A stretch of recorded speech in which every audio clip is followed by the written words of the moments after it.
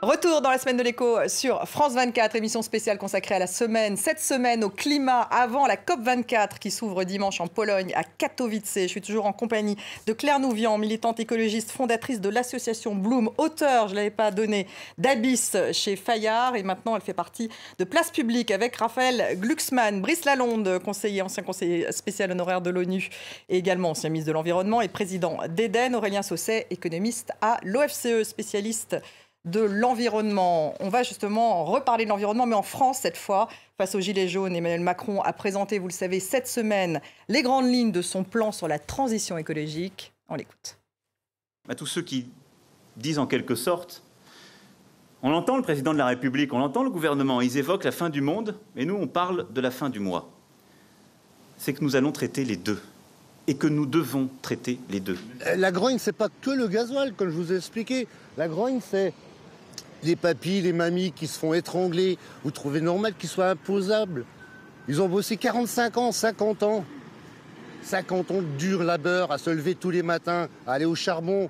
Et maintenant, on arrive à la retraite et bim, on se fait encore assassiner. Où sont les réponses? Il n'y a aucune réponse là-dedans. Nous aussi, on est pour la transition écologique. Il fallait qu'ils sortent de l'Élysée pour quoi faire?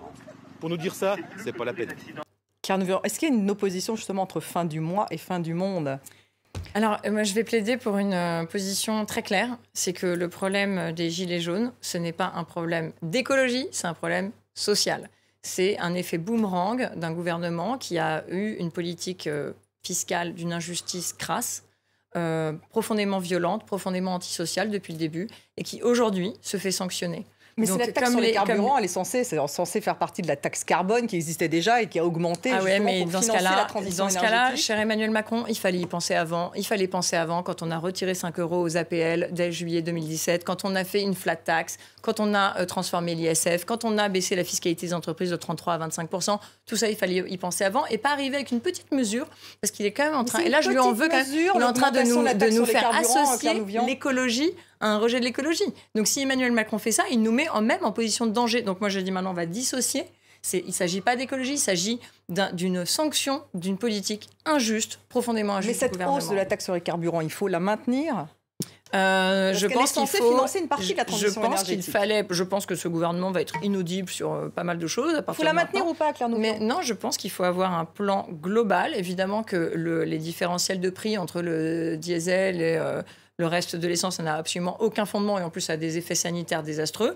Donc bien sûr qu'il faut aller dans un plan global qui soit cohérent, qui soit systémique, avoir une approche globale de la transition énergétique. Et c'est pas en passant par une taxe, alors que l'aviation, le transport routier ne sont pas pas soumis au même... Donc il doit reculer sur cette augmentation de la taxe. Moi, je ne veux pas répondre à un truc comme ça parce que s'il voulait construire des politiques publiques justes, je serais d'accord d'aller travailler avec lui, mais alors certainement pas dans cette approche mesure par mesure, par le petit bout de la lorgnette. Vous pourriez travailler avec lui si c'était plus global. Non, mais s'il accepte de tout transformer et de recommencer par remettre l'ISF, par exemple. En attendant, il doit revenir sur cette augmentation de la taxe sur les carburants. C'est quand même ce que vous dites.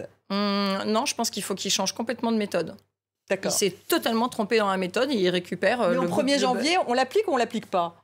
Bien sûr que je pense qu'il va falloir quand même passer par des mesures. Par contre, celle-là est illégitime dans le contexte actuel. Donc, c'est pour ça que je refuse cette caricature, on va dire, de nos propos, parce qu'il faut bien sûr passer par des taxes, mais des taxes qui sont illégitimes ne peuvent pas être reçues. Donc celle-là, elle est illégitime. Enfin, cette augmentation est illégitime, mais en même temps, vous êtes favorable à une taxe carbone. Ah non, moi je suis favorable à une taxe carbone si la politique fiscale du gouvernement est juste. Et comme elle ne l'est pas, je pense qu'il n'est plus audible et qu'il ne peut plus rien faire. Mais la taxe carbone va automatiquement augmenter. Alors qu'ils rétablissent l'ISF et puis qu'on fasse des politiques fiscales justes. L'augmentation sur le prix du carburant, de toute façon, elle est inévitable. Si vous mettez une taxe, Claire Nouvian. Ouais. Donc vous n'êtes pas opposé à ce que justement ça augmente le prix de l'essence? Non, bien sûr que non. Mais ça fait partie des mesures qui doivent être mises en œuvre. Par contre, ça ne peut pas être la seule. Ça ne peut pas être celle qui porte seulement sur le consommateur, alors que les industriels, eux, ne sont pas mis à contribution et que l'ensemble de ce gouvernement a quand même fait une politique qui était profondément antisociale. Alors cette hargne qui a monté, eh ben oui, c'est une poudrière qui est en train d'exploser. Brice Lalonde, est-ce qu'il faudrait qu'il revienne sur cette augmentation d'une taxe qui existait déjà, il faut le dire, cette fameuse taxe carbone? Non. Il faut continuer, bien entendu. Mais quel est le problème? Le problème, c'est que ces taxes ou cette fiscalité doit être redistributive. Il faut trouver un moyen pour rendre l'argent aux Français. Donc, ils ont multiplié les mesures, augmentation de la prime à la conversion, défiscalisation du chèque carburant, élargissement du chèque énergie, mais en vain. On peut en parler. Il y a 1000 choses dont il faut parler, dont on n'a pas le temps d'en parler. Voilà. Mais si vous voulez, ce qui est simple à comprendre, c'est ça. On prend l'argent sur l'essence importée de régimes qui coupent les têtes aux gens là-bas en Arabie, etc. On prend l'argent là-dessus, c'est juste. Et puis, qu'est-ce qu'on en fait ensuite? On le rend aux Français qui en ont besoin, notamment pour la transition énergétique. Donc avec des chèques, avec des crédits, avec quoi? Oui, bien sûr. Mais je prends un exemple. Les chaudières à charbon. Il y a des chaudières à charbon en France. On veut se débarrasser du charbon, c'est le pire polluant. Il y a des chaudières à mazout ou fioul en France. Il faut les remplacer. L'argent doit aller là pour aider les Français qui n'ont pas les moyens à passer dans la transition énergétique. Le reste, c'est... Alors, donc on doit compenser socialement, c'est ce que vous dites. Il faut compenser socialement. Sauf que l'ensemble des mesures proposées par le gouvernement ne suffisent pas. Et parce que c'est mal foutu. Et investir dans les infrastructures. Aurélien Sausset, la taxe carburant, justement, le chef de l'État propose un mécanisme pour adapter les taxes, justement, aux fluctuations des prix du pétrole. Ça peut marcher? Le problème avec ce type de dispositif-là, c'est que vous allez très rapidement vous retrouver à subventionner la consommation d'essence. Et c'est pas même pour les plus pauvres, ça n'est pas la consommation d'essence qu'il faut subventionner, c'est les moyens de ne pas consommer de l'essence qu'il faut subventionner. Donc ça ne peut pas marcher. Ça rappelle d'ailleurs la fameuse TIPP. Non, je ne dis pas que ça ne peut pas marcher. Je dis que c'est une meilleure utilisation du produit de la taxe serait de permettre aux ménages qui n'ont pas le choix d'utiliser leur véhicule aujourd'hui, de leur proposer des moyens de transport alternatifs, donc en développant les transports publics, en subventionnant plus fortement l'achat de véhicules moins consommateurs ou de véhicules hybrides, voire mieux de véhicules électriques, dans les régions où on ne peut pas avoir de transport public. Mais c'est ces infrastructures-là et ces dispositifs-là qu'il faut favoriser.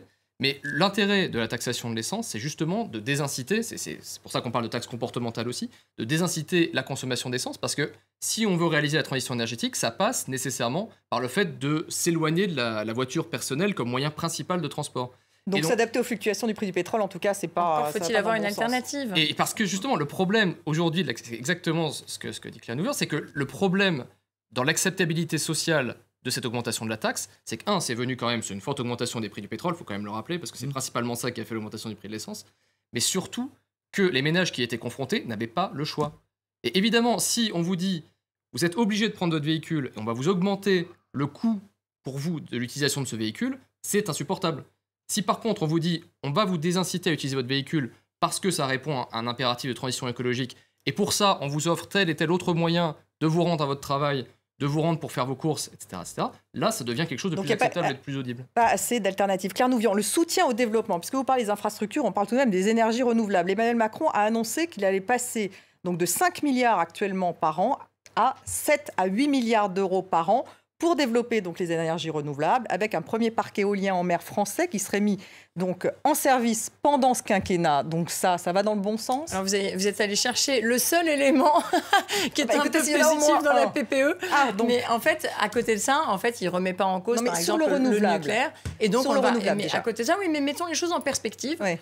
Maintenir ce parc nucléaire qui est vieillissant, qui est dangereux, qui n'a aucun sens, maintenir les EPR, etc., c'est quand même 100 milliards d'euros selon la Cour des comptes. Mais sur le renouvelable, parce que sur le renouvelable, repartons 7 à 8 milliards d'euros par an. Le rapport de l'ADEME nous disait que pour 1 euro investi avec une constante économique, si on voulait avoir 100% d'ENR, donc d'énergie renouvelable d'ici 2050, c'était possible. Donc c'est une question de volonté politique. On pouvait le faire. C'est une question de moyens aussi.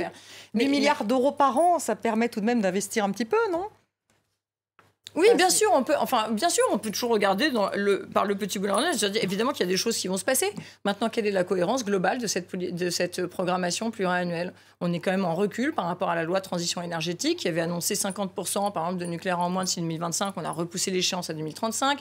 Donc en effet, il annonce la fermeture de quelques réacteurs. 14. Très bien. Mais d'ici 2035. Voilà, donc Nicolas Hulot avait été un peu plus ambitieux. On peut être plus ambitieux, c'est une question de volonté politique. Après, il faut aussi résister au lobby. Vous voyez, donc on est quand même au cœur de ce sujet. Alors, on va très vite, mais il n'empêche que chaque sujet mériterait d'être posé.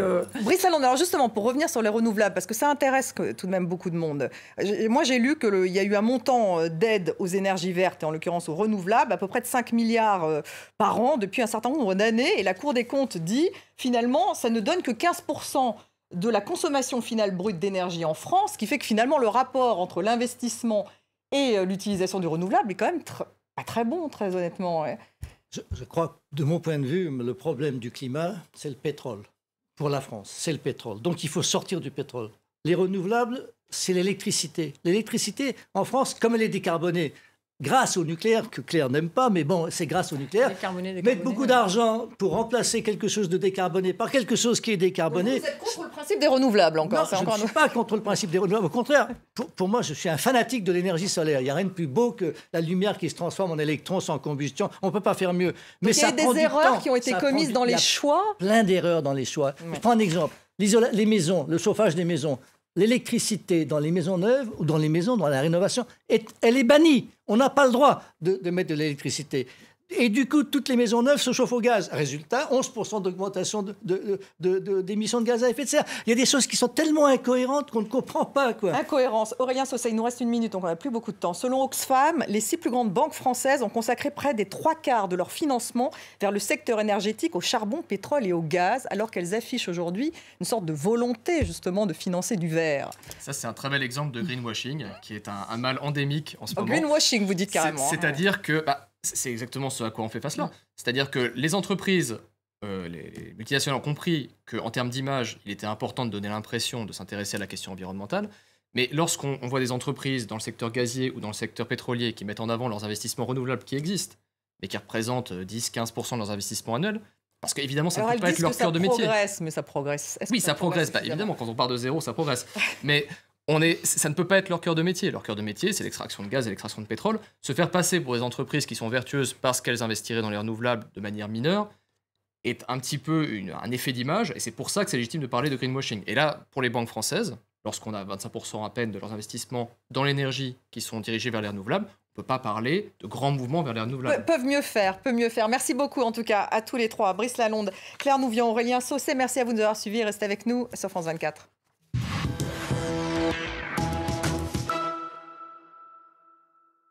À l'occasion de la COP24, la conférence sur le climat, ne manquez pas notre série de reportages sur France 24 sur le réchauffement climatique aux 4 coins de la France. De la montée du niveau de la mer à la fonte des glaciers jusqu'à l'industrie du vin, vous verrez comment des milliers de vies sont déjà impactées par le réchauffement climatique. Retrouvez notre série inédite de reportages sur France 24 et France24.com.